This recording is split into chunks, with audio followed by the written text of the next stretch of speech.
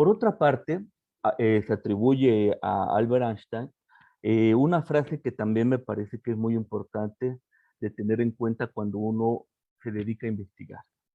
Y se dice que Einstein dijo que no entiendes realmente algo a menos que seas capaz de explicárselo a tu abuela. Evidentemente, la investigación es un oficio y es un oficio que se perfecciona con la práctica.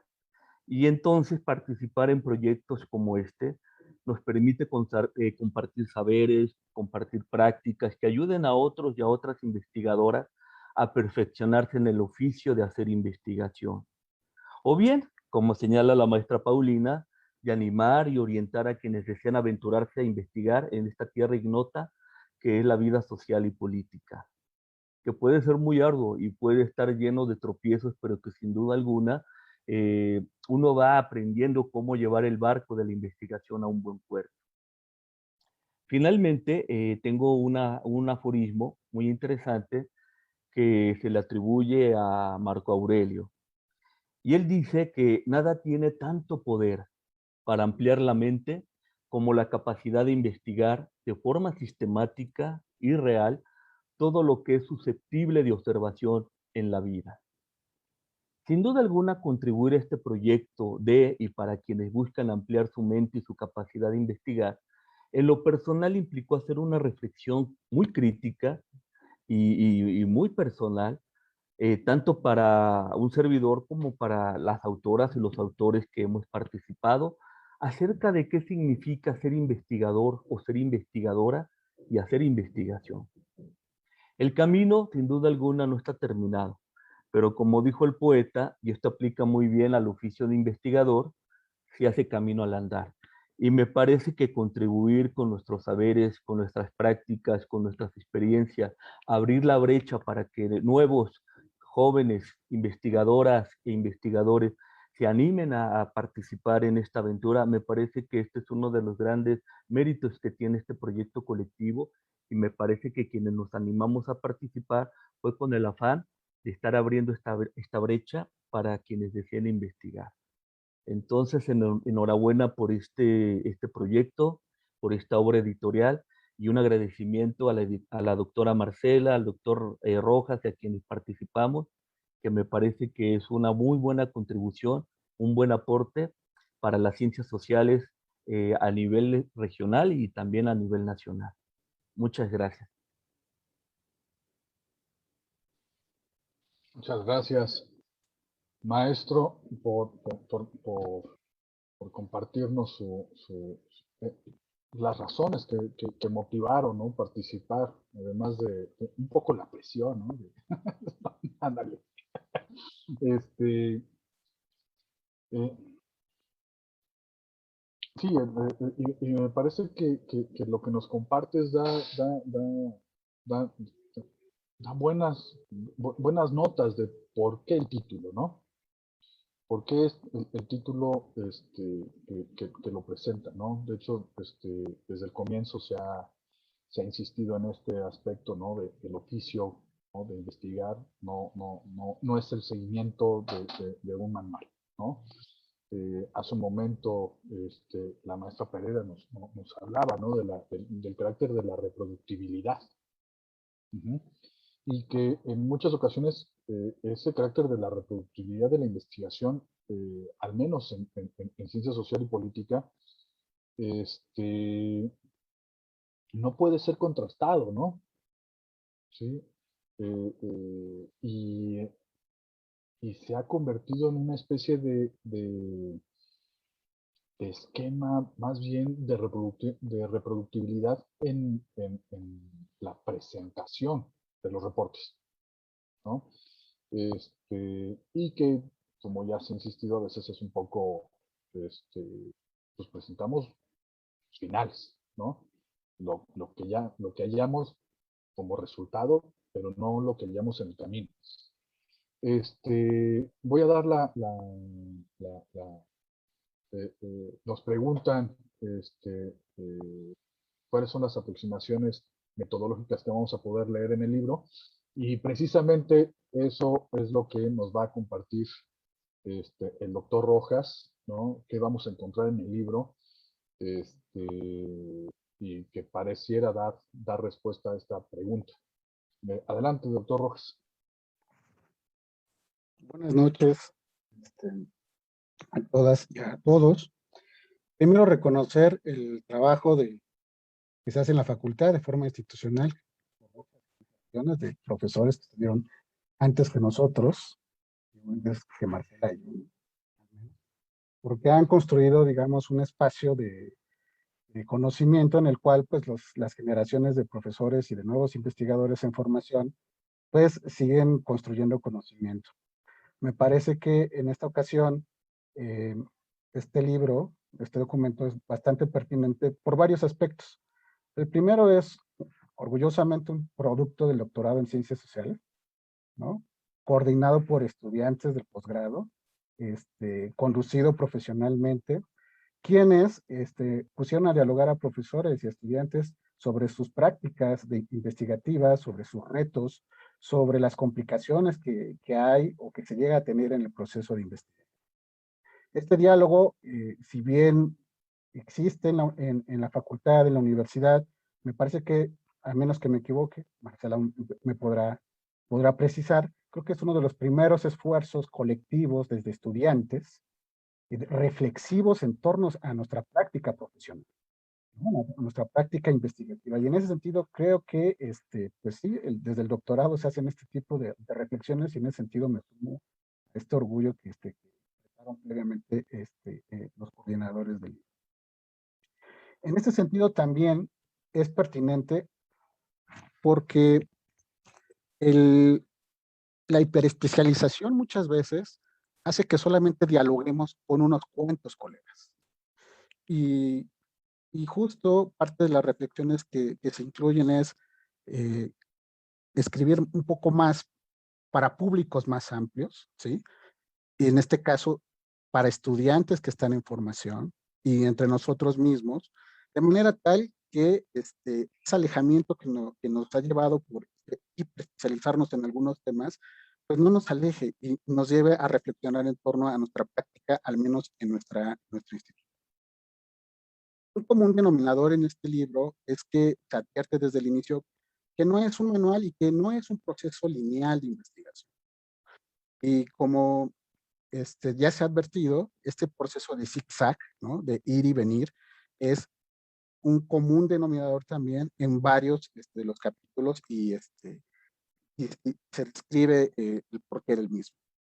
La introducción que hacen los coordinadores del libro es un tanto provocativa por dos cosas por varias cosas, pero por dos cosas importantes que quisiera reflexionar. Una, es provocativa porque reconoce la pluralidad metodológica, ¿no?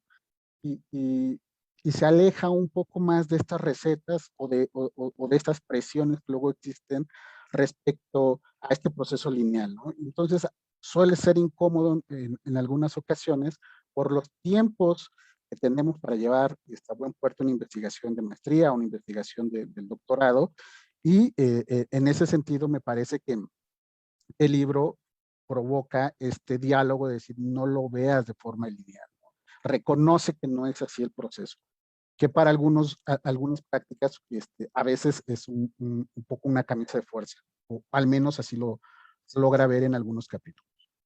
Em, También siento que es un poco provocador porque expresa, digamos, el tema de la construcción de ciencia como un bien público en un sentido técnico, como si fuera una ciencia comprometida. Y esto me recuerda un poco la situación actual de que nos llevan a llevar una agenda de investigación en torno a determinados asuntos públicos, ¿no?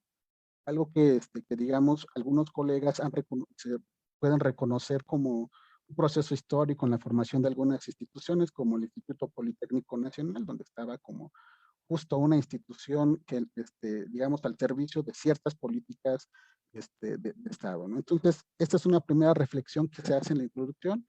Otra es justo la importancia del conocimiento de la ciencia básica, y muchas veces la falta de apoyo por parte de financiamiento de diferentes instituciones a esta generación de conocimiento que es necesaria para avanzar en la comprensión y explicación de los fenómenos sociales. Y otra parte que también es importante y que a veces no se toca tanto es la pertinencia de investigaciones teóricas reflexivas en torno a las categorías conceptuales, teorías que utilizamos para explicar los fenómenos sociales. En más de un foro en Comexo he escuchado al menos decir necesitamos nuevas teorías, necesitamos nuevos conceptos, los fenómenos ya ya no pueden ser solo explicados con este andamiaje teórico que vemos en el momento. En ese sentido, los 7 autores de este libro y autoras reflexionan en su práctica investigativa. Para las lectoras, los lectores, en el capítulo 1 que escribe Marisol Sánchez, va a encontrar una reflexión desde el inicio del anteproyecto de investigación hasta el final de la elaboración de la tesis. En ese recorrido, la autora presenta todas aquellas tensiones a las que ella se enfrentó sobre el proceso de investigación, las limitaciones que enfrentó, sobre todo desde una perspectiva crítica a los conflictos que llevó de diferentes perspectivas en su acompañamiento de elaboración. Es decir, que muchas veces en nuestra práctica docente a veces tenemos un punto de vista del director de tesis, otro punto de vista de los lectores, y eso difícilmente se dice pues en la tesis, ¿no? O sea, tienes que salir de una reflexión y decir, ojo, aguas, miren por aquí, tenemos que observar que esto nos suele ocurrir en nuestra práctica investigativa, luego suele generar muchas tensiones y mucha ansiedad para quien está elaborando la tesis, tiene un tiempo para entregar sus documentos. En el segundo capítulo, Gerardo Cantú hace una reflexión sobre los derechos humanos, el poder y los derechos humanos, y es una revisión conceptual pertinente en torno justo a este tema sobre el tema tan técnico o instrumental que a veces se hacen de los conceptos. Y él justo dialoga de una forma crítica, ¿no? Cómo se instrumentaliza el corpus teórico de los derechos humanos y, digamos, las asimetrías que existen en la sociedad, en las relaciones de poder. Y esto lo lleva a hacer una reflexión sobre la neutralidad valorativa que suele haber sobre estos instrumentos de implementación en diferentes áreas de la acción pública. Entonces, me parece que en este sentido, el lector o la lectora va a encontrar una reflexión sobre cómo se usan estos conceptos, ¿no? Que muchas veces aceptamos o utilizamos de manera crítica digamos, con la idea de tomar un concepto que nos permita operacionalizar categorías observables y darle una consistencia lógica de tal forma que podamos tener un instrumento o una técnica que nos permita movilizar evidencia empírica y comprobar nuestras hipótesis. Gerardo dice, vamos a pensar los conceptos, vamos a pensar profundamente qué es lo que nos están permitiendo mirar, y entonces en este capítulo hay una discusión amplia que las lectoras y los lectores van a encontrar. Por su parte, la maestra Paulina Pareda hace unas reflexiones muy precisas sobre su proceso de investigación. Ella misma, tiene es un capítulo que al menos yo disfruté mucho porque parece que estás platicando con la maestra Paulina, te dice, mira, pues yo hago pausas en mi camino, reflexiono si hay un camino correcto, cuántos caminos correctos hay, y ella misma nos dice, bueno, hay diferentes caminos, y no necesariamente solamente hay un correcto, y nos lleva a reflexionar sobre su inmersión en el campo y sobre cómo a partir de un trabajo etnográfico, ella misma va construyendo, va interpretando, va tejiendo de una forma fina y va reconociendo dónde influye ella justo en esta interpretación del mundo. Ella reconoce que justo al interpretar la realidad, justo al entrevistar a las personas, al estar durante mucho tiempo en el trabajo de campo, pues hay una forma en que está configurando ella, interpretando el mundo. Dice, yo no voy a hacer a un lado mi carga valorativa, me parece que es necesario escribir sí para los científicos, sí para la ciencia, pero también para los ciudadanos. También establecer un diálogo con las personas a las cuales nosotros estamos observando procesos sociales y sobre todo hace una advertencia aquí, ¿no? Que me parece muy ética de su parte en el sentido, no seamos extractivistas de datos, ¿no? Vamos a las comunidades, vamos y tomamos la información, los datos que nos permiten a nosotros tener un título y ser reconocidos bajo alguna forma de título académico, pero ya no regresamos con las comunidades, ya nos olvidamos un poquito de esta parte como esta asepsia científica que muchas veces está ahí en el ambiente académico. Y entonces ella reconoce de pronto, y lo dice con una naturalidad, dice, habría que ser un poco más activista en este sentido, ¿no? Y regresar a las comunidades o acercar el productos científicos a la sociedad o las comunidades en las que se realiza el trabajo de campo. Por su parte, la doctora Gabriela Rivera, en el capítulo 4, ella hace formula un capítulo en el cual propone una serie de tips, una serie de,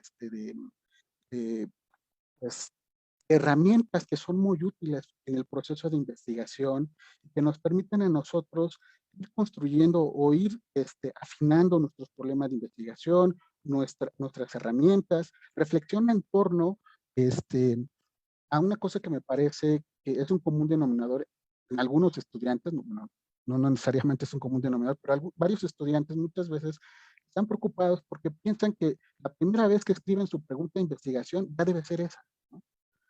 Y luego entran en un proceso de frustración porque dicen, es que no me sale, y es que el problema no me queda. Y bueno, lo que dice la maestra, la doctora Gabriela Rivera, no, casi dice, no te desesperes, ¿no? Este, es un trabajo constante, es un proceso, hay tensiones, hay conflictos y recomienda una serie de prácticas en las cuales nos dice, tomemos nota, tomemos grabación, vayamos documentando nuestro propio proceso, seamos ordenados y vayamos sistematizando cada una de las reflexiones. De pronto las mejores reflexiones no están cuando estamos frente a la computadora y la hoja en blanco, ¿no? Vienen en otro momento, cuando nos relajamos un poquito y dicen, sí, aquí está la idea, aquí es lo que quiero decir. Y entonces ella nos dice, bueno, es bueno tener una libreta de notas, es bueno tener una grabadora, porque en ese momento puedes tener un poco de mayor claridad. Y ella habla de esto como una suerte de tips para las personas que, como ella bien dice, pues optan por este oficio del investigador o de la investigadora. Por su parte, Mario Armando, en el capítulo número 5, hace una exhaustiva, o bueno, presenta, digamos, de una manera exhaustiva el concepto de gobernanza participativa, profundiza en los problemas de legitimidad, en los problemas de representación y los problemas que están asociados a la eficacia de la acción pública. Y para ello, da cuenta de los procesos, o mejor dicho, de la literatura que él revisa respecto a esta categoría de participación ciudadana, de innovación democrática, y describe de una manera muy meticulosa una de las herramientas metodológicas más novedosas, digamos, en los últimos años en ciencia política, que es el método de análisis comparado cualitativo, en el cual las lectoras o los lectores que están interesados en estas metodologías van a encontrar, digamos, paso a paso en qué consiste esta herramienta novedosa que nos permite a nosotros hacer una combinación entre la lógica booleana, el análisis cualitativo y en un número de casos, una n pequeña, o de muestra pequeña.